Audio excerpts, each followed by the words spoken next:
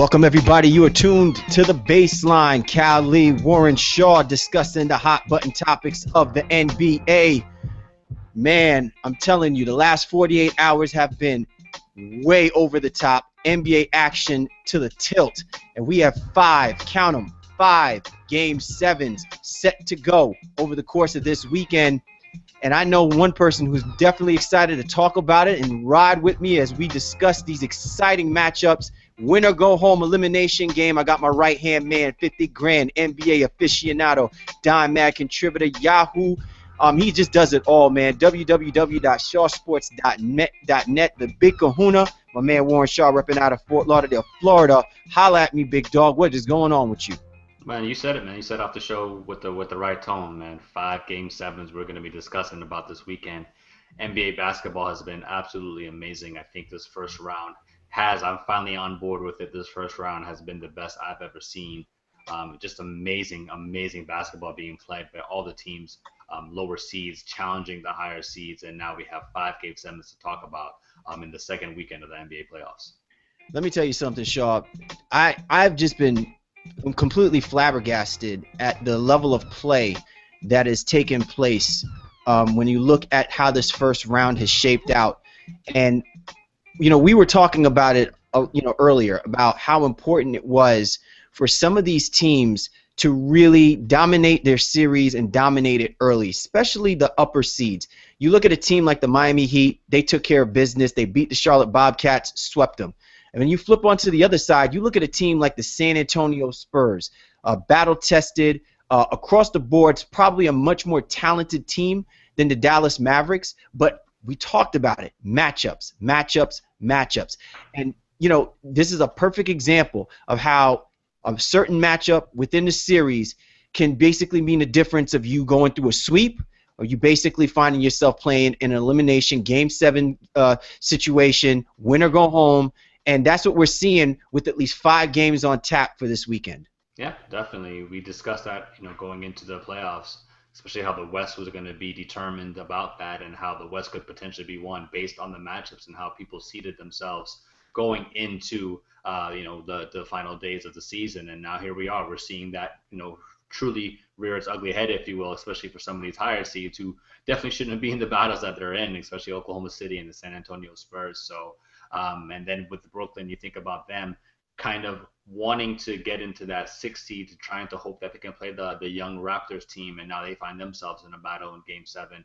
And then they were already looking ahead into a second round matchup with the Heat, so they may not even get there, man. So definitely the matchups have played a huge role in how everything has played out so far, and even how things are going to continue to play out going on into the second and third round, and then eventually the NBA Finals.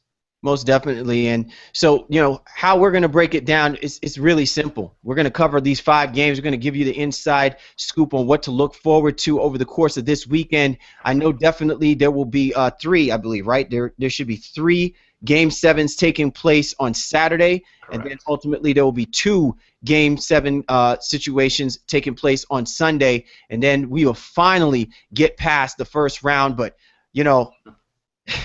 there is no question, without a shadow of a doubt, that this has been the best first-round playoff series in NBA history, at least in my generation. I don't think I've ever been captivated since the tip-off of the first game, which was the Brooklyn Nets and the Toronto Raptors midday on a Saturday. I remember that clearly. I kept thinking to myself, what am I doing watching this game at midday on a Saturday when I could be out enjoying some nice northeastern weather before the next north storm hitting us up?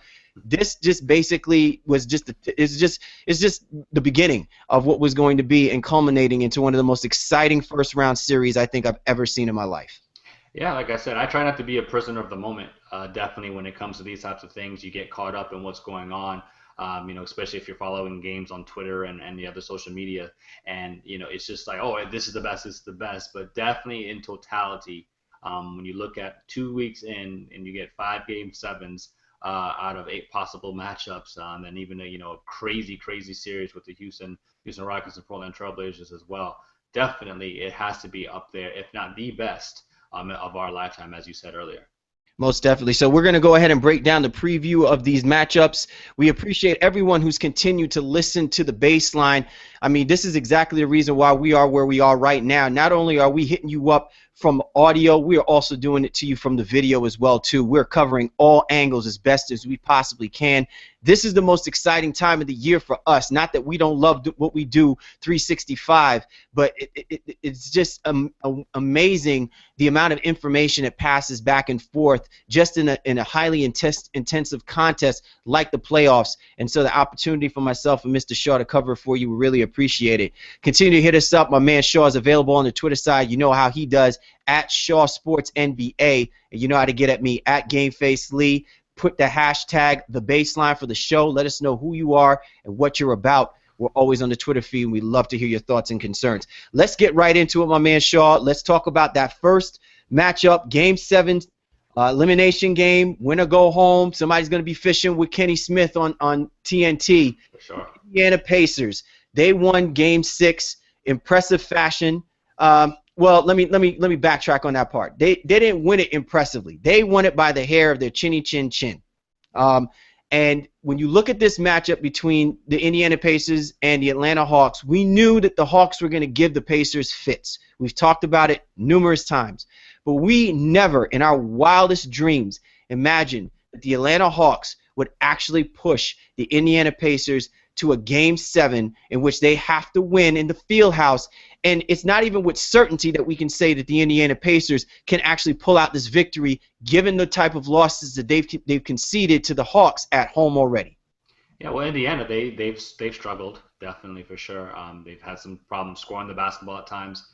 They've had some trouble turning the basketball over at times, and the Atlanta Hawks just have been a game opponent for Indiana and a bad matchup. So, you know, they're really got to figure out some rotations going into this Game 7 and what's finally going to happen. We saw that Hibbert only got 12 minutes last game. Mahimi basically took over that starting role in the second half, and we have to see what Vogel's going to do with that. You know, going into Game 7, does he bench Hibbert from the very outset? Sure. Hold on a second. Okay, go ahead. I apologize. Something jumped. Okay. My apologies. So, all right. Well, you know, like I'm saying, I just, you know, does what happens with Vogel now and Hibbert? Does he start him from the very beginning of the game, or trying to keep his confidence or whatever confidence he has left? Does he try to do that and keep him out there, or does he just say bump that? You know, you're not contributing.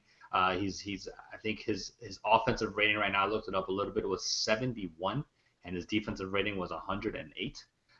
It's just he's been awful since he's been out there. So they're going to have to get production from guys like Copeland. Obviously, you mentioned Mahimi, Scola. Evan Turner didn't even play in the last game. So I think he's out of the rotation for right now as they struggle against this Atlanta Hawks team.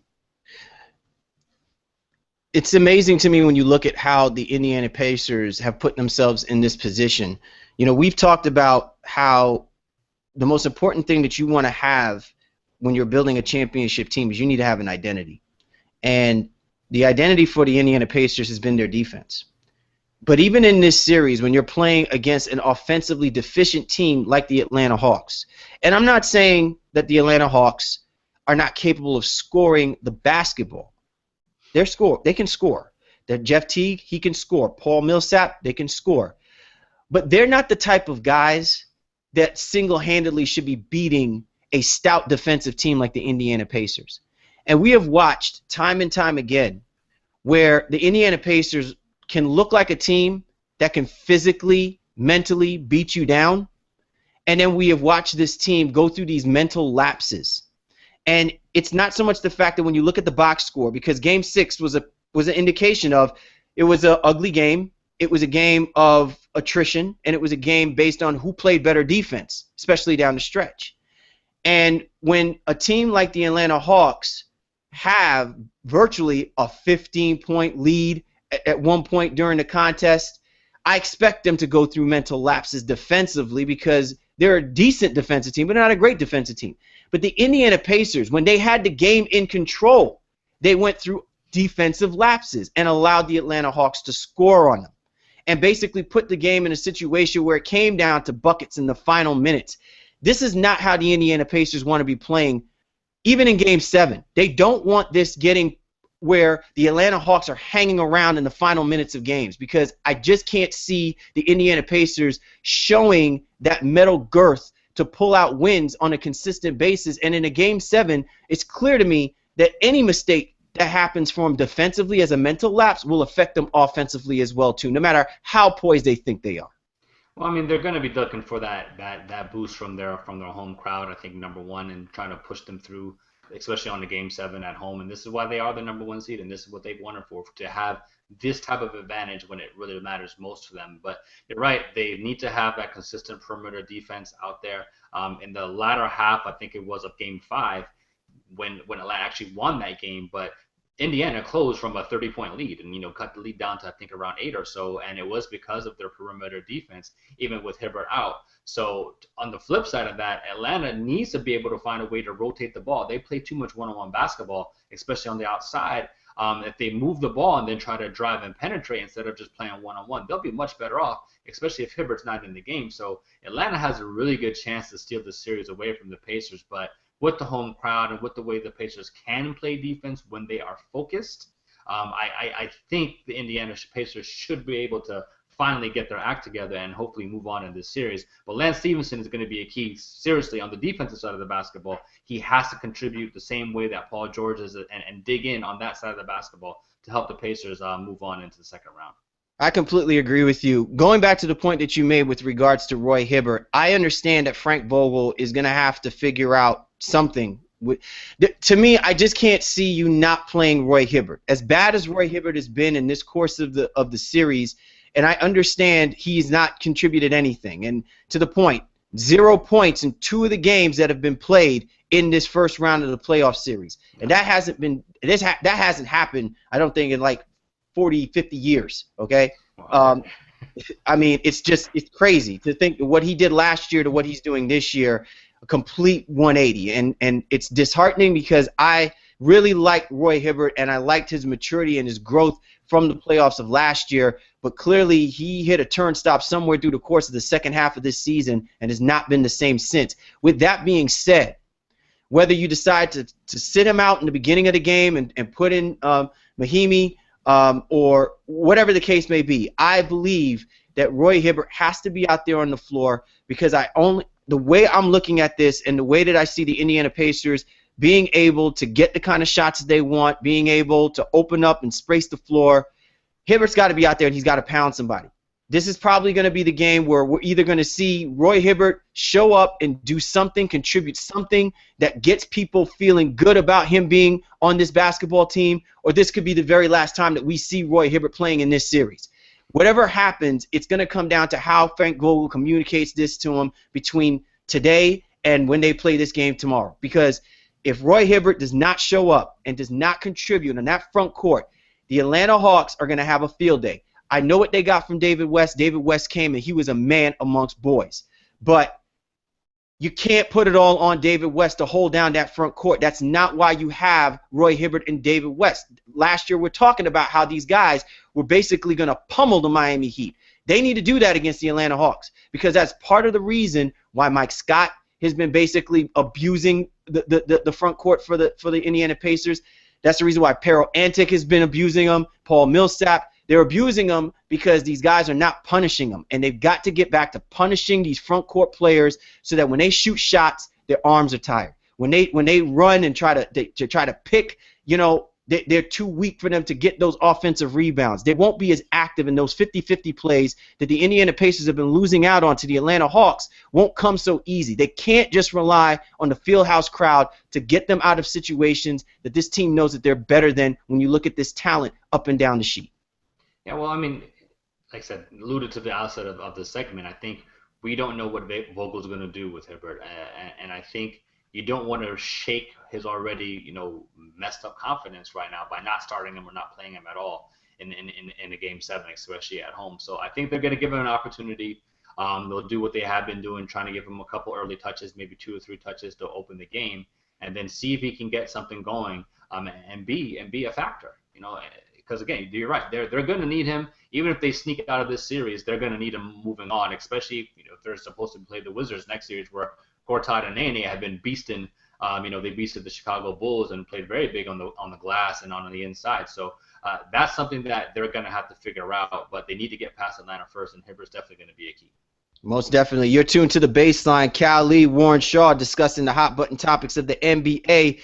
Game 7s happening this weekend. 5 Game 7s over the course of this weekend, round 1 of the NBA playoffs, and we are just absolutely enthused to talk about those games with you. All right, Shaw, let's go ahead and move on to the next matchup. Well, actually, Shaw, I'm sorry, I forgot. Let me backtrack on this. Who do you have for Game 7? I mean, who's walking away? Who's moving on to the second round? I was about to say, man, we can't have the show and not give predictions, bro. I felt like I wanted to tease people with it, but then I realized that they may lynch me before I even get to the next game. So let's just go ahead and knock this right out of the way, because I can't wait to talk about the next series too. So I got to be able to do that. So yeah, who do you got, my friend? Who you got? I got the Indiana Pacers, man. There's just no way. I tweeted it. I've said it 1,000 times. I talked about it in our preview shows.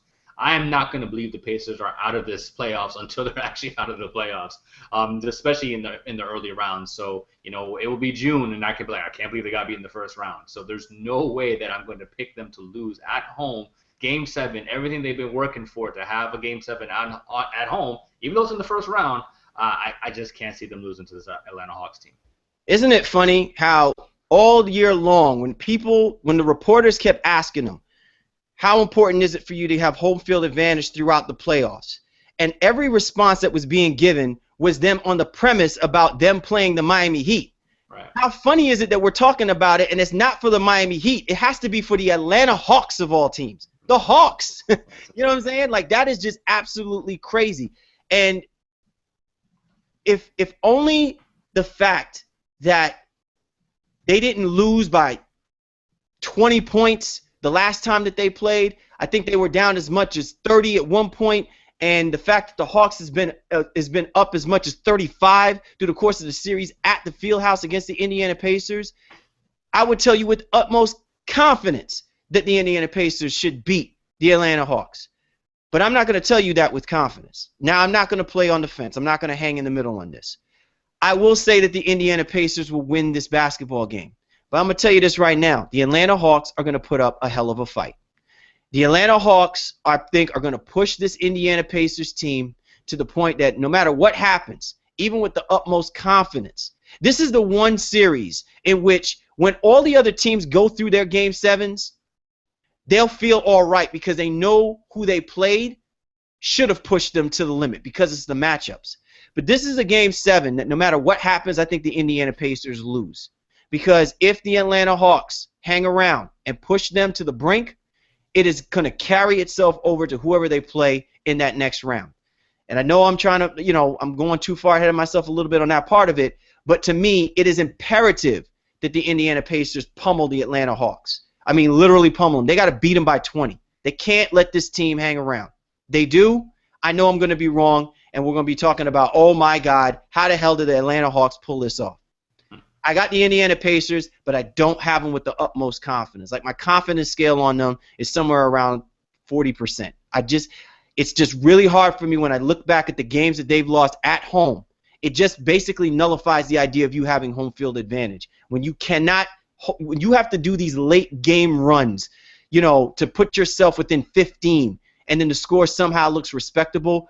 Even if you won the game, to me, you don't deserve that win because that's not the purpose of having that home field advantage, and the fans don't deserve that. That's all effort right there when you're just getting blown out by this team. So I got the Pacers, but not with a whole lot of confidence. Yeah, I know, right? You're tuned to the Baseline. Cal Lee, Warren Shaw discussing the hot button topics of the NBA. Be sure to check out our podcast. We are available on www.mixcloud.com. You can also catch us on www.spreaker.com. Just put the show name, The Baseline, in, and we'll definitely have all of our previous podcasts available for you to take a listen to. We're also available on iTunes, and you can also catch us on Stitcher Radio. So we're massively moving on a global scale. Catch The Baseline. Cal Lee, Warren Shaw discussing the hot button topics of the NBA. All right, Shaw, let's go ahead and get right into the next matchup, and that's going to be the Oklahoma City Thunder taking on the Memphis Grizzlies. This one is going to happen at the peak, Game 7. look, man, I said that the Memphis Grizzlies were going to do this to them, and I just didn't think they were going to push them to 7 like this. And man, this has been a great series. I mean, you talk about defensive intensity and pushing a team to their mental limit.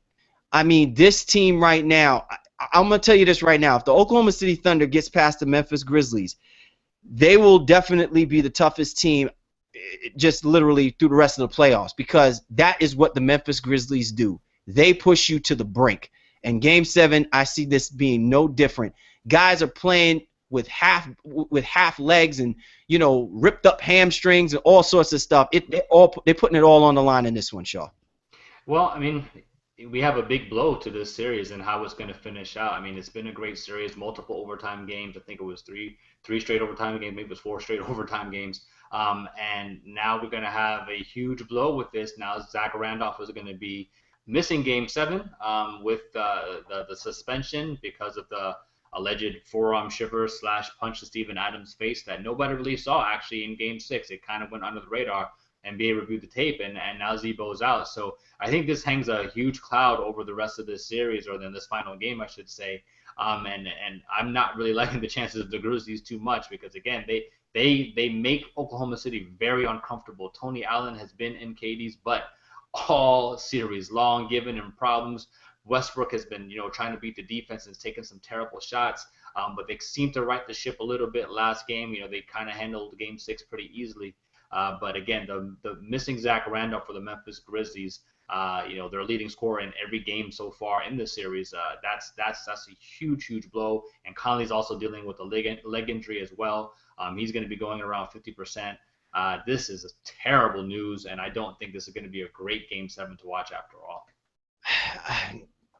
Man, it's just the deck is completely stacked against the Grizzlies, and it's unfortunate. It's really unfortunate. I give Coach Yeager all the props in the world because he is getting the most out of his players. When you look at this team from a talent level, this team is gonna grind you. I mean, that's the reason why they call their arena the grindhouse, because this team is built to grind you. They got burly bodies. You're not gonna expect these guys to wow you on the stat sheet, shooting 60% or nothing like that. You're not gonna get all of that.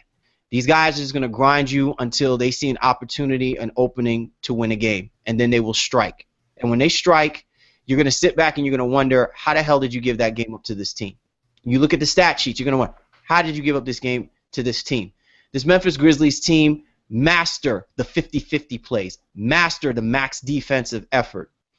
And when you lose a guy like Zach Randolph, I mean, it's a deafening blow, man. A deafening blow.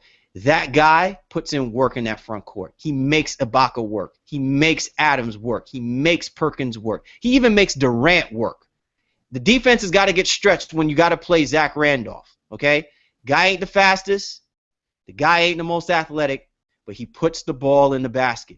He backs you down. He's old school. He puts it to you. And even though he's not the best defensively, he still disrupts you, body on body. I mean, by the time you get to the fourth quarter, the front court of the Thunder, man, they're already keeling over with their hands on their back looking like Quasimodo. So the fact that they're losing him in Game 7, and I'm telling you, man, this is going to be another conversation for another time, but I'm really getting tired of the NBA and the way that they are looking at these tapes and making these assessments.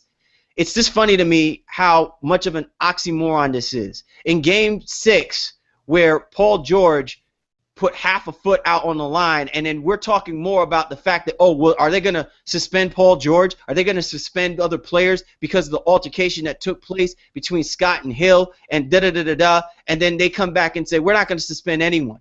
And then you see a situation where if you watch the tape, and listen, I love Steven Adams. He's a great guy, okay? Like he's going to be one of those guys that's going to be a pest, but he's going to be really good in the next few years if he's given the opportunity.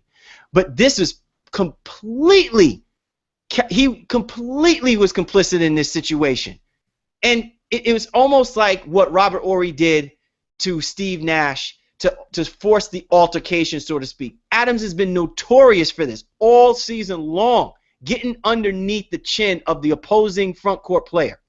And that's what tripped this whole situation. And in my mind, You cannot compensate suspending Zach Randolph and not suspending Steve Adams. And even though that's still not a good trade-off the way you look at it, for a Game 7 situation, you really want to be doing that?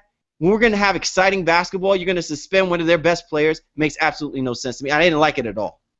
Yeah, well, I mean, it's not something that, we as fans or, people who follow the game have to like. I think when the ruling came down, especially when I was looking at it, I said, by rule, technically speaking, then that's what should happen.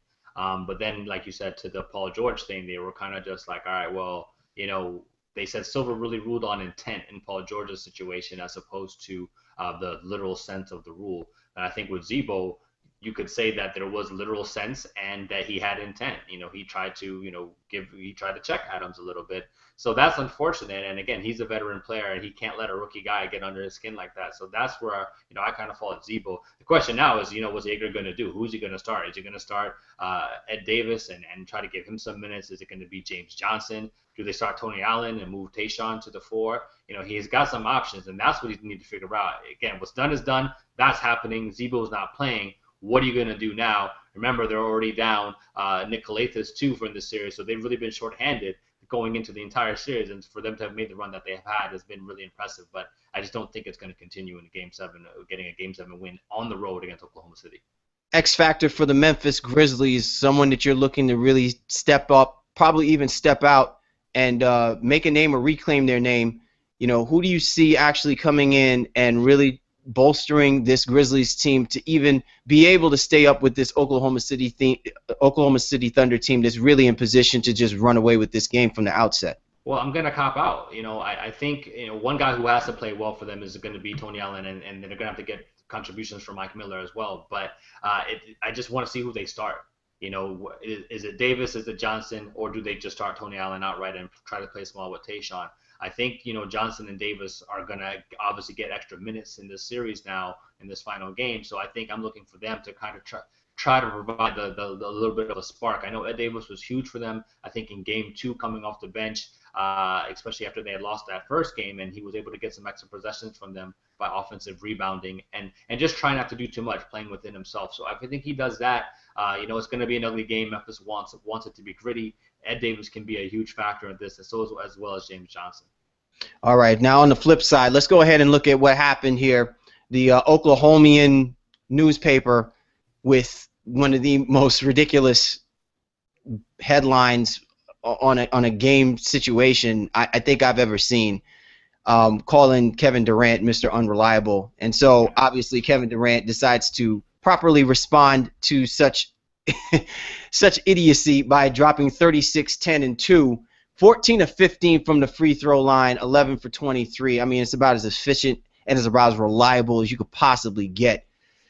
Are we going to expect to see more of that from Kevin Durant? Absolutely. Game 7 at home. He's going to be probably the league's MVP. Been the leading scorer in 4 of the 5 last years. Kevin Durant is going to deliver. And I think, we're going to see the Oklahoma City advance for sure. All right. So thank you. I guess you didn't want me to just skip past that part, right? You just want to just right into it and just say. It's cut and dry for me, man. Again, OKC with Zebo out, I just can't imagine them losing this game at home. It's just, I can't see it. So you know what that means, though, right? Yeah, Kendrick Perkins might actually score 8 points. Yeah, easy. Listen, I completely agree with you. I think that the Oklahoma City Thunder I think that what's going to happen is the Grizzlies are going to come out, they're going to play with some heart. And listen, the Thunder have been notorious to have slow starts at times. If the Thunder come out to a fast start, this will be over very quickly because the Grizzlies are just not built offensively to make these comebacks with a hobbled Mike Conley and the way that the rest of this team is structured. But my key factor is going to be Marc Gasol. I really think that if the Oklahoma City Thunder are going to get productivity from Kevin Durant and get productivity from Russell Westbrook, the Grizzlies are going to need Marc Gasol to really be the all-around player that they've had from him prior to his injury, to his sprained ACL. So he's got to be a man amongst men, a god amongst men, really.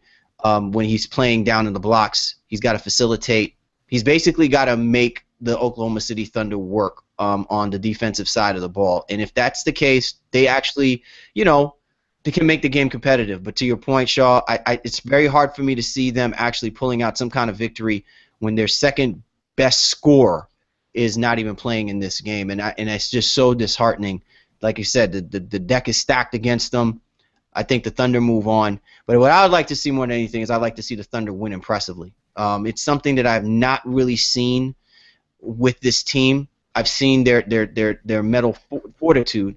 They're definitely a team that has the grit and the will to want to win. But they've got to start looking a little bit more impressively on both sides of the ball. And to do that, they need to strike. They need to put the foot on the throat, knowing that their prey is wounded, and they basically need to dominate this game and give the people at the peak a reason to feel confident going into that next round. So to your point, I think that the Thunder do move on. I think that they should roll against the Grizzlies. But what can we say, man? I think it's a great run by the Grizzlies nonetheless. Jaeger, fantabulous job. Lends to the reason why we always kept talking about so many people are candidates for possible Coach of the Year. He was definitely one of them, the way he got this team to play. Definitely. Man, I think you could said it best. So basically, you're saying Oklahoma City needs to do the same thing that the Indiana Pacers need to do. They need to win impressively in order to move on to the next round for you to be impressed with anything that they're doing forward. I do. I really do. These higher seeds, with the exception of the San Antonio Spurs, and we'll get into that matchup soon, but with the exception of the San Antonio Spurs and the Los Angeles Clippers, all of these other upper seed teams need to show me something. They really do. Scott Brooks needs to show me something. Frank Vogel needs to show me something. Whatever I don't care if you got to put something up on the board, from Phil Jackson, whatever the case may be. I don't care if you got to go take them on a duck tour, whatever. Show me something, because this is, to me, is what's going to dictate the way that these guys are mentally going to be prepared for whoever they play against in the next round. And sure, you can plainly see it's not going to get easier for the Oklahoma City Thunder by no stretch of the imagination. It's not. Doesn't matter how it plays out. It's not going to get easier for the Indiana Pacers either. The teams that are waiting for them are teams that, like, on a talent level, they're getting better as they get through each game of the playoffs. So there's no wiggle room for error. And so these two teams really need to show me their work, because we were talking about how these teams are supposed to be the ones playing in the finals.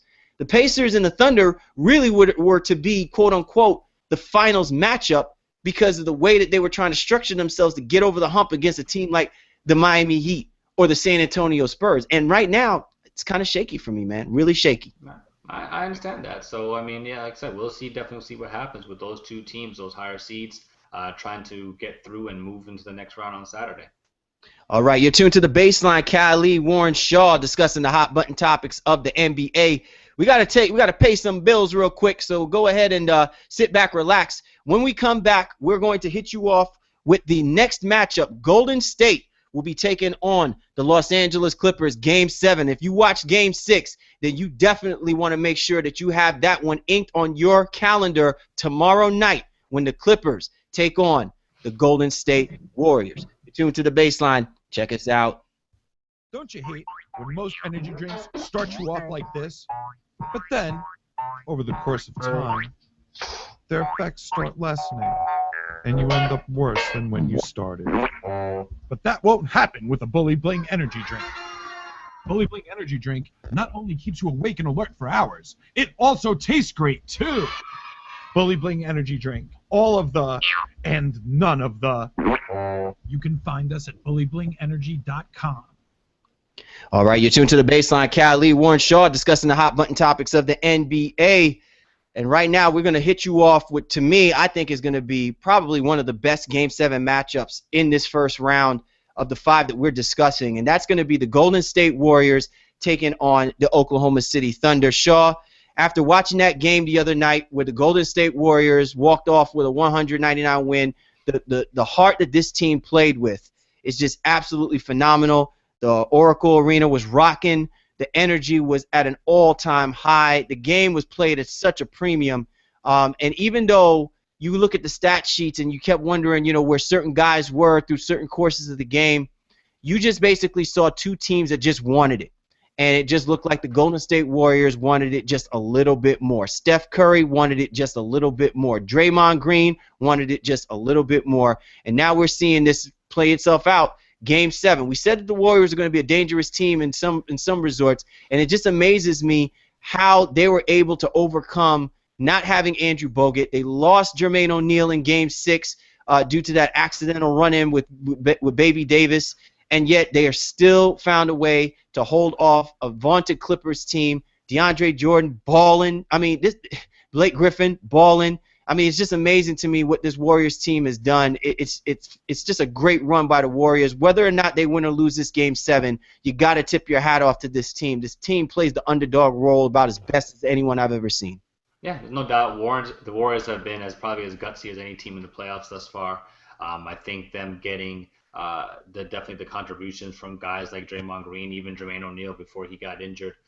It's just something that they stayed ready. I think Mark Jackson alluded to some of that definitely in some of his pregame comments last game. So, but what needs to happen for Golden State is Curry and Klay need to get hot. Again, going on the road and trying to win in Game 7 is not an easy task by any stretch of the imagination. This is a team who's still trying to build their playoff resume, if you will. So this is where the stars, earn their money. And I think Curry and Klay Thompson just really need to get hot and find a way to knock down some shots. I think Iguodala is going to have to do what he's been doing the last two out of the last 3 games in terms of hitting the glass. And David Lee.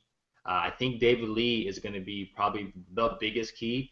Kind of how we talked about Marc Gasol last series. I think Lee has to probably play from that mid post, if you will, and facilitate some.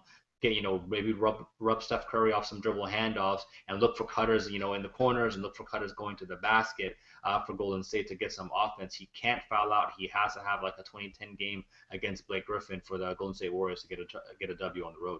Yeah, one of the things that's really concerned me a lot about the Golden State Warriors is their ability to rotate. It just seems like they are a step slow when it comes to their defensive rotations, and a lot of times it leaves David Lee on an island. He's already at a disadvantage because he's not a sound defender in the front court. Now, I understand that you got to, your best bet is obviously to leave him on DeAndre Jordan, but one thing that I began to see through the course of this Game 6, and I will not be surprised if I see this happen in Game 7, is Doc Rivers is believing a lot in DeAndre Jordan. He's believing a lot on his athleticism. He believes a lot on his ability to be a shot blocker, a front court shot alterer. He's basically leaving him in there in stretch minutes, especially when Blake Griffin gets himself in foul trouble. He leaves DeAndre Jordan there in confidence. And there was a couple of times where there were actual plays drawn up for DeAndre Jordan, whether the idea was to kick the ball out to an open shooter or for him to back down whoever he has, preferably David Lee, and basically force him into foul trouble. So there is a method to Doc Rivers' madness, and the fact that he's instilled the confidence of getting what he can out of DeAndre Jordan just further cements the idea that this team has to be sound on their front court defensive rotations. If they are not, the Clippers are going to abuse them all night long. You don't even need a max effort from Chris Paul if you're going to get efforts like you're getting from DeAndre Jordan, where he's averaging double-doubles literally every single game. I mean, the games where he doesn't show up is the games where the Clippers are virtually affected. This happened to be one of the games where he actually did show up and did contribute, and the Warriors found a way to win. But I'm telling you, it was at the expense of them really, really, really going down, through their lineup. I mean, my goodness, they had to pull out Hilton Armstrong in order to hold up the defensive efforts at certain periods of the time. You can't afford to do that, especially in a Game 7 situation. David Lee has got to find a way to stay on that basketball court, and that means that the Warriors have to be more sound defensively. Yeah, I mean, definitely all of that. Draymond Green, David Lee, it's gonna take everybody. And like I said, Iguodala is gonna have to help crash and try to keep Blake and DeAndre off the glass a little bit. But to the Clippers side of the basketball, I think they do need to find a way to make sure that they do pound and stay inside. They have great front court play, and they need to utilize that advantage. The fact that Golden State is in this series without Andrew Bogut at all is mind-boggling to me. And again, I guess it just goes to the effort that the Warriors have showed, as we alluded to a little bit earlier. But Clippers need to dominate this from the outset. Make sure that there's no bones about what's going on there. Try to get those guys in foul trouble, the Greens and then the David Lees of the world, and make people who are not ready to play like Hilton Armstrong have to come out there. And even Morris Spates, who I think is not as good as advertised, or as not as good as Golden State had hoped when they signed him in the offseason. But I look for Jamal Crawford to definitely try to have a big series. Big game here. We know Chris Paul is ailing, so Crawford might be a guy who can pick up some of the slack, even from a playmaking standpoint, because he likes to throw the lobs inside to Blake and DeAndre, and definitely is a guy who can get his own shot and make those threes. Most definitely. And, it's going to be an interesting contest, Shaw, when you look at how these two teams have been coached. A fabulous job by Doc Rivers, fabulous job by Mark Jackson. And, in any other circumstance, if they were probably playing at the Oracle, I would say it with the utmost confidence that the Warriors probably can win against the Los Angeles Clippers. But something just tells me that there's a little bit of more of motivation. There's a little bit more that's flowing through the Staples Center now, given the situation that's happened with the Clippers ownership. Doc Rivers galvanizing this team, Chris Paul galvanizing this team, DeAndre Jordan playing about as exciting basketball as you could possibly play. It just feels like the stars are aligned. But if you were to ask Mark Jackson whether or not he doesn't think that his team is capable of pulling out this upset victory, which it really would be, because we've been talking about how the Clippers could be a possible team that should be playing in the finals the way that they've been playing recently and how they're built. I think if Mark Jackson has any most confidence, you probably wouldn't, or any doubts, you probably wouldn't have heard it when he basically gave his post-game comments. Take a listen to this real quick.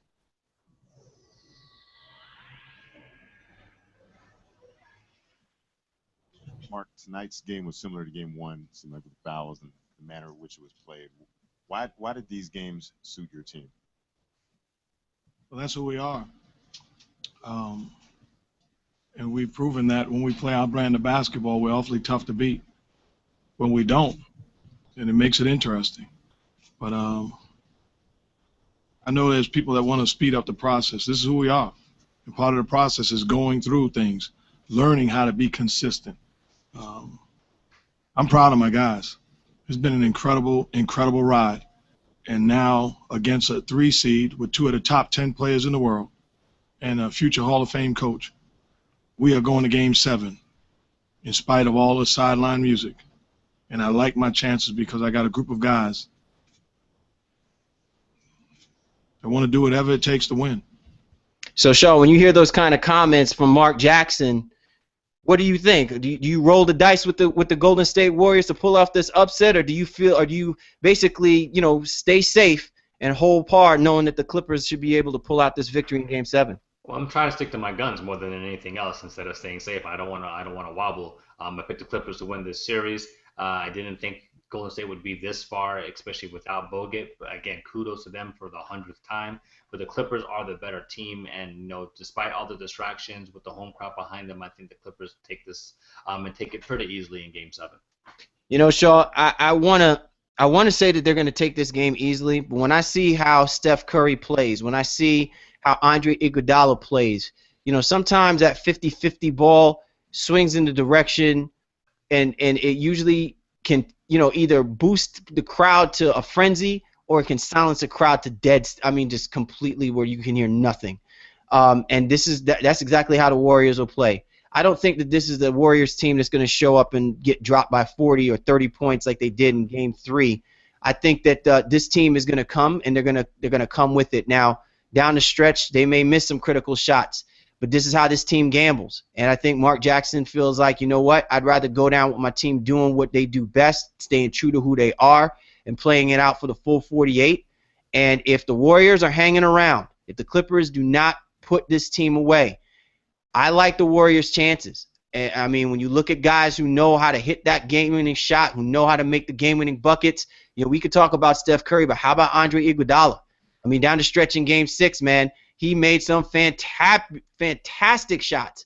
And for a guy who's basically been shooting like 20% in the series, he came big when they needed it the most. So, I like the Warriors' chances. I hate saying it, man.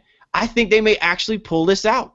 I'm going to go against the grain of conventional theory, and I think that the Warriors are going to find a Cinderella story to talk to their kids about, because Mark Jackson don't want to go.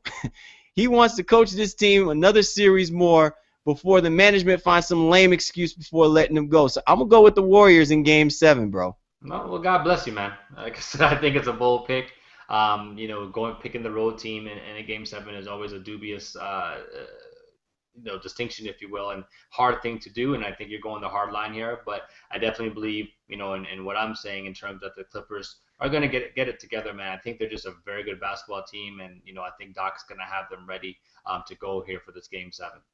Most definitely. You're tuned to The Baseline. Cal Lee, Warren Shaw discussing the hot button topics of the NBA, talking about Game 7 matchups, first round of the NBA playoffs, and we're giving you the butter goods, what to look forward to this weekend of some exciting basketball. Be sure to check out my man Warren Shaw's website, www.shawsports.net, one of the illest websites, some great pieces on sports, basketball, baseball, football, boxing, and even talks a little entertainment for you and yours. So be sure to check him out, www.shawsports.net.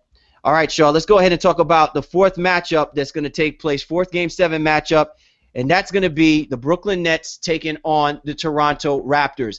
Brooklyn Nets handled business at the Barclays Center earlier this evening, beating the Toronto Raptors by 14, an impressive victory. They got the max work out of their boys, Kevin Garnett, Paul Pierce, and Darren Williams, just really an all-out effort and stifling defense against the Toronto Raptors, who just looked like they were just shooting in fuego over the course of the last couple of games.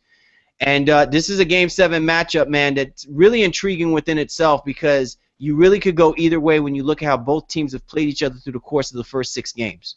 Yeah, it's been very close, and I think we alluded to a little bit earlier that Brooklyn was trying to angle themselves to play this Raptors team, but didn't really know what they were going to get, and thinking that this young team wasn't going to be ready to rock. And Toronto has definitely come out and shown, and then all the side stories with Drake and Jay-Z, all that stuff is going on, and their Twitter handles and their newspapers are all getting involved. This has just been a great series. It's been a lot of fun. And to see Brooklyn go ahead and actually force this into a Game 7 is great. They're hoping that their veteran leadership will be able to overcome, especially on the road, because that's where they're going to be playing in Toronto. And then that hope that the young guys are a little bit nervous and whittle under the pressure of a Game 7. But I don't know, man. I think Toronto's they've been ready. Kyle Lowry and DeMar DeRozan have anchored this team and done great things for them. Dwayne Casey's done a great job, and I think this is going to be one of the closest Game 7s we see of all the 5 matchups that we talked about. The most frightening aspect about this series, when you look at the matchups between these two teams, is which team is looking to impose their will on the other team. And at first, I didn't know what kind of quote-unquote will the Toronto Raptors had.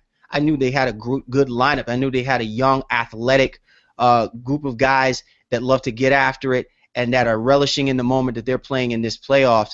And let's keep in mind, too, that this is a Toronto Raptors team that is not only fighting to play into the next round, but they're also fighting against history, because the Toronto Raptors carry the second longest losing streak in the playoff series. They haven't won a playoff series in well over 12 plus years. So, this team has got a lot to play for, all right? With that being said, when I look at the matchups of the players on the court, right now, the team that has the capabilities of being the most explosive on any given night that I've seen through the course of this series has been the Toronto Raptors. The other night, prior to leading into tonight, in Game 5, Kyle Lowry drops 36 against the Brooklyn Nets. DeMar DeRozan drops 34. I haven't seen that kind of effort from any of the players from the Brooklyn Nets. And I just fear that what's going to happen when you're playing in a situation where a team that has 2 or 3 guys that can just explode on you, can hit 5 or 6 shots in a row, 4 threes out of nowhere, go 3 for 3 on 3-point shots. And I think we even saw this evening when the Portland Trailblazers played the Houston Rockets. When James Harden started off, you thought that this dude was about to drop 50 on the Portland Trailblazers. But even as hot as James Harden was tonight, Damian Lillard and LaMarcus Aldridge was equally to the task. And it wasn't like they didn't do it through the course of this series. They just did it at the right time. And so Where is that going to happen? Where's that going to come from with the Brooklyn Nets? We want to see that from Darren Williams, but he's not 100%. You want to see that from Joe Johnson, but my goodness, when you're going to ask him to drop 40, right? I just feel like at Toronto, in this kind of atmosphere, if DeMar DeRozan and Kyle Lowry relish in this moment and play like how they've been playing through certain spots of the series, they find that on switch, I think it could be literally impossible for this Brooklyn Nets team to stop the offensive capabilities this Toronto team has within them. Yeah, I mean, we've been talking about it throughout the show, but definitely the home team getting in their arena and feeding off of that crowd. That whole scene in Toronto has been amazing for just to watch as a sports fan. Even outside of the NBA, you think of Toronto, you think hockey, but you see those people standing outside and watching the games on on a jumbotron or a TV that's out there. Thousands of people gathered whether they're in Toronto or whether they're in Brooklyn watching that. It's just a really great thing to see, and I think the Raptors are going to be up to the task more so than Brooklyn may even realize. And to your point, because of their offensive capabilities, multiple guys who can score for them, I just think Brooklyn is going to be relying on defense and relying on things to get tight down the stretch that maybe try to steal it. But Toronto, I think, like I said, they're going to be very game. Kyle Lowry has been beasting Darren Williams pretty much the entire playoffs. I think that trend is going to continue. And if DeRozan can hit a couple shots early to get his confidence going, because that's what it's really about for him, I think Toronto has a very good chance in this Game 7. Yeah, listen, I completely agree with you. And I think the other key, too, is watch for the fouls that are going to be called in this game. Game 7 situations, I would usually expect Kevin Garnett, Paul Pierce to start baiting the opposition to getting into early foul trouble. I think that if there are certain calls going the Toronto Raptors' way through the course of the game, that means that Jason Kidd's going to rely on his young guys to actually step in. And I don't know if I have the confidence that a Mason Plumlee, Andre Blatch, I haven't seen this dude throughout the series. I don't know if these guys are going to be ready, to kind of, help this team when they get certain stretches where they're, offensively they're not getting it going, or to be able to make a specific stop when the Toronto Raptors are carrying that momentum and start making a run. And, we've been talking about it, at nauseum at how these games, in some critical situations, the referees are really, they're not supposed to have their hand in it, but somehow, some way, they got their hands in it. Yeah, well, I think Kidd, he made a switch this evening to try to make this game force a Game 7. Allen Anderson moved into the starting lineup and played well, had 9 points and 9 rebounds, and what was really brought in from a defensive standpoint, and Livingston came off the bench. Blatch has earned his way back into the rotation, and Plumlee might be out of the rotation. Plumlee only got 38 seconds tonight, so Blatch played 20-plus minutes and gave them 8 and 7. So I think Brooklyn is probably going to go with this lineup now, especially this is the lineup that brought them back. That almost got them back to win game 5 in Toronto. So that's why this rotation is kind of the way it is now. And I think it's gonna be very interesting to see how it all plays out. But to your point too, I think the referees have played a little bit too much of a role in all of the first round series, a little bit. But I think Brooklyn with their new matchup, their new lineup, and their new rotations, I think they feel like they have a very good chance in this series. But like I said, what we picked in the preview, so I'll go ahead and let you lead me into that one right now. I guess so. I guess without question, Shaw, it sounds like you might be taking Brooklyn or not. Negative. I'm going with my original pick. My original pick was the Toronto Raptors in 7. So get out of here. We are right on cue. We are right on task. Toronto Raptors, Game 7, Brooklyn bit off more than they could chew. They thought they were going to see the Miami Heat in the second round. I just think Toronto's crowd, Toronto's young guys are not that young in terms of Lowry and DeRozan. They're young playing together, and they haven't been together in a playoff series. But Lowry's been here before. I think you're going to see him really step up and lead this team to a Game 7 victory. Wow, I'm surprised. I'm flabbergasted. Well, you were shocked the first time, so don't be shocked now. You were shocked the first time. Get over it, man. Raptors in 7, bro. Well, listen, I'm a former Brooklynite. I think you already know that, and I want to say this with my heart in the right place when I say this. I just don't know if it's going to happen this year for you, Brooklyn. I just don't know. I would have said it with a lot more confidence had I not seen the type of resiliency that I've seen from this Toronto Raptors team. And after watching what the Washington Wizards have done to the Chicago Bulls, it would not be far-fetched for me to believe that the Toronto Raptors are capable of doing the same thing to a Brooklyn Nets team that everybody's basically picking to say, hey, you guys should be able to get past or get to that next round. It would literally take a collapse of collapses, and a blowout basically for me to not believe that this Toronto Raptors team is capable of winning. So with that being said, I believe, like you do, Shaw, I think the Raptors are going to win this game, and I think that they're going to move to the next round. Yeah. I mean, listen, I went on a level of absurdity when I took the Warriors. So I got to come back to my level a little bit and be a little bit more rational in my thought. And like I said before, when I look at the team, when I look at the players that have more explosiveness, that's capable of just really just putting it on another team, the Raptors have got those players, and I've yet to see where the Brooklyn Nets have stopped this team consistently. If DeMar DeRozan and Kyle Lowry do what they've been doing earlier part of this series, the Brooklyn Nets have no hope. I mean, they'll make it competitive. They absolutely would have no shot. And one last thing I just want to make sure I make perfectly clear. I believe, and this is my other conspiracy theory, that in the pep rally that took place when the series began, I really don't think that it was Masai Ujiri that was up there that said F Brooklyn. I believe that it was Drake posing as Masai Ujiri saying F Brooklyn because I think he really wanted to say F Jay-Z. That's all I'm going to say. That's my conspiracy theory. I'm not touching it. I'm just going to run with it. You're tuned to the Baseline. Callie Ward Shaw discussing the hot button topics of the NBA. Be sure to check us out. We are available on YouTube, obviously, but you can also catch us on Mixcloud. You can catch us on iTunes. We're on Spreaker. We're all over the place. Just put the Baseline, look for our show, and continue to keep giving us thoughts about what you hear from us and what you'd like to hear from us with regards to our show, The Baseline. All right, Shaw, we have one more to go, the very last one, but I think it's a good one, man. After watching tonight's game, I'm actually excited about this one. Really? This is the one where it's No Country for Old Men. I call this the No Country for Old Men Game 7. San Antonio Spurs taking on the Dallas Mavericks. And listen, I can't feel bad if the Dallas Mavericks don't move on, and I can't feel bad if the San Antonio Spurs don't move on, because both of these teams have played each other exactly like how you would play each other when you've been battling with each other for the course of the last 20 years now, almost. This Dallas Mavericks San Antonio's team have been the creme de la creme in the Southwest Division, and they've been playing like these two teams should be in different conferences, should be playing in the NBA Finals with the way that they've gone at each other. Well, yeah, I think even at the outset of Game 6 tonight, you saw there was a little bit of mutual respect between Duncan and Nowitzki. Reports came out, they kind of gave each other like a little low five, like, all right, man, I'll see you Game 7.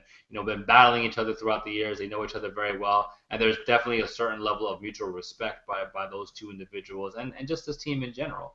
I remember a few years ago when Devin Harris was on his first tour of duty with the Mavericks, and then he went over to New Jersey at the time. Tony Parker was like, thank God, because Devin Harris gave him fits. So now he's back, and you see how this series has really progressed and what it's turned into. Is, again, it's been an amazing series for it to go 7. I'm a little bit shocked that we're at this point right now, but it goes to testament. Great coaching by Carlisle, great coaching by Popovich, and now here we are, Game 7. I'm going to tell you this right now. If there's an MVP that is worth mentioning for this series, it has to be DeJuan Blair. You talk about a man with an added incentive to stick it to the old team. For sure. I mean, this guy's been playing like a monster. His max effort. And I'll be honest with you, Shaw, the Mavericks really suffered losing him in Game 6. Because that was a game that I think on 50-50 balls, key rebounds, DeJuan Blair could have been a factor. He could have been a factor in that game. Could have actually swung the whole paradigm about how we're talking about this Game 7 to even begin with. It could be a situation where the Mavericks could have been up 3-2 with them playing Game 6, in Dallas, knocking out the San Antonio Spurs, rather than the Spurs being up 3-2 because of the suspension that DeJuan Blair took in Game 4. Yeah, I think that's a great point. Sorry, Game 5, I believe, right? It was Game 5. Yeah, but I think it's a great point in general because I love to see, and I think I even tweeted it, I'd love to see the rotations. I'd love to see the coaching adjustments that have been taking place. And And guys like Blatch, even from the last series that we talked about, he wasn't getting a whole lot of minutes. And now Blair, same thing. He wasn't getting a lot of minutes to begin the series. So, you get down, you're like, oh, let me try this, or let me try that. And now you see these guys coming in here and really producing. Blair, 10 points and 14 rebounds tonight. Quick hands. He was in the passing lanes, got a few key steals, actually 4 steals on the night. And I think he's been amazing, these last 2 or 3 games that he's finally gotten some run. And, he's pushed guys like Dellenberg to play a little bit more. Ironically, now pushing Brendan Wright kind of out of the rotation. So, but like you said, because he has that angst and that buildup from, playing against his former team, he's really coming with it. And I really love to see what the Dallas Mavericks are doing here, really pushing this team, getting more out of them than they probably should. Vince Carter's played a great series as well. Devin Harris, as I alluded to a little bit earlier. And again, it's going to be a handful for the San Antonio Spurs to win this. But as long as I think the Spurs can not turn the ball over, and if they play through the post and let guys like Duncan and Parker really lead them, instead of trying to monitor their minutes, this is Game 7. They have to win this. So I think you're going to see Popovich kind of unleash the Spurs, if you will, and not trying to monitor minutes and baby them a little bit. Listen, I completely agree with you. And there's there's one point that I want to make that's really important. I literally am just so happy for Monte Ellis. What I saw tonight's game, I saw the coming of age of a kid that just really, if nothing else, if he plays this way and he plays it consistently, I would hope to see him playing in an NBA Finals. This guy has the heart of a champion. But he has matured so much over the course of the last couple of years. I think tonight he dropped like 25 or 27. 29, right? And in the fourth quarter, some of the shots that he was making and some of the plays that he was making, critical stretches where the Dallas Mavericks were having a hard time even being able to buy a bucket, he picked and chose his moments to shine. You know how you have some basketball players that run the point, that play the 2, they got to get their selfish points. And what I mean by is, in a certain moment, they feel like they got to take the shot. Not that the shot isn't available for the guy that's open, in which the play was designed for. They got to take the shot because it's their moment. And Monte Ellis used to be that kind of guy. You're not seeing that in Monte Ellis, especially playing with this team. Rick Carlisle has done a fantabulous job to balance this kid out because you can see the maturation in his game. And when he takes the kind of shots that he was taking in the fourth quarter, this is a Dallas Mavericks team, really and honestly, as much as I agree with you, Shaw, that it's going to literally take Greg Popovich to unleash the Spurs, because you cannot afford to just play half a Spur or 3/4 of a tank in the Spurs when you got a max effort type game from Monte Ellis like you did tonight and expect to walk away with a victory. It's not going to happen. Because I tell you right now, there is nobody else except for Tony Parker that can match play for play when Monte Ellis is on point. I mean, what I saw from him is just really not even the tipping point to what he's capable of doing to this Spurs defense if he truly wanted to. But his maturation process came full tilt when I saw in Game 6 today. Yeah, I mean, he's had a great season overall, and I think everyone has started to say, you know what, Monte, he's starting to get it. Playing with Dirk has grown him, has matured him, I should say, and Dallas is all the better for it. So yeah, kudos to Monte. I mean, he hit some crazy shots. Oh my God! Some of those floaters, driving to the basket. Then he hit one fadeaway, I think, on the left-hand side. Really impressive basketball, and gave the Mavericks that added push. Even earlier in the I think it was in Game 5, watching the TNT telecast, you heard Barkley say that Monte Ellis is their best player. And while I may not believe that just yet, I do understand how important he is to the Dallas Mavericks. And what about that 2-minute stretch between him and Parker? I mean, you talk about that. I mean, that is like classic NBA type stuff that you put in the archives. When you talk about, you want to see rivalry matchups and you want to see this, for the next 10 years between these two guys. I mean, the pirouettes that these guys were performing on the court, it was just pure mastery with the footwork. It was just awesome to watch. For just that 2 minutes, it was just awesome basketball to watch. Yeah, definitely. I mean, those guys have as you said, the footwork and the body control and ability to finish with contact, or even basically to even avoid contact so many times and finish at the basket. So, I think we're going to see a lot of that in Game 7. But I do like the Spurs' ability to probably take this game, man, because again, if he doesn't monitor their minutes, especially knowing that they absolutely have no wiggle room here. This is their last run. They have the bad taste of the NBA Finals, losing to the Heat in their mouths. The Spurs have to come out and want to take this game, kind of like how you alluded to a little bit earlier with the Pacers and the Oklahoma City Thunder. I'm looking for them to come out and just absolutely demolish Dallas and early on. Yeah, well, listen, if you're going to get efforts like what you got from Thiago Splitter tonight, 19 and 8, you're getting a max effort, 17 points from Danny Green. I mean, this team should be able to beat the Dallas Mavericks. The guys that really just need to step up and play better basketball, Tim Duncan. I think I think he needs more shots. I mean, the ratio of Tony Parker shooting. Tim Duncan had as many shots as Kawhi Leonard. If Kawhi Leonard is going to be the man, then he needs to be the man. But 7 for 9 for Tim Duncan, 4 for 9 for Kawhi Leonard. I need to see Duncan taking more shots. It's not like Tim Duncan, just suddenly decided this is my last year playing. I retired. He came back for a reason, and there's a reason why I still think that he's the second best player that this team has.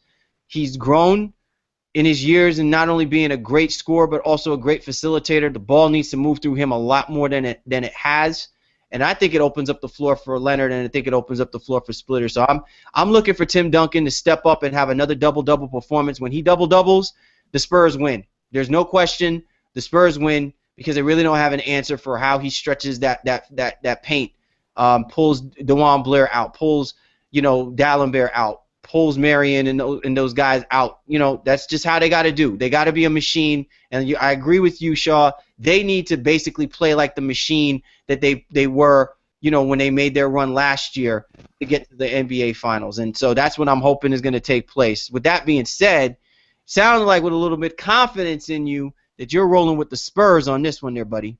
Yeah, again, I think I tweeted it immediately after Game 6 ended. I'm looking for the Spurs to come out and probably not make this very competitive, using their full force, if you will, going and playing all of their Spurs and playing their big minutes. I'm looking for Tim Duncan to have a monster game, and I'm going to even throw some numbers out there, like 25, 15, and 5, maybe 2 or 3 blocks going in there. I'm looking for Duncan to do work on Dallas Mavericks and early on, and I think this would be the one game I predict to probably be a blowout. I don't see how Dallas comes into San Antonio with the Spurs on a finals mission. I just don't see how they come in here and get this Game 7 from them. Yeah, I'm going to completely agree with you on this one, Shaw. I mean, how about that? We truly agree on something.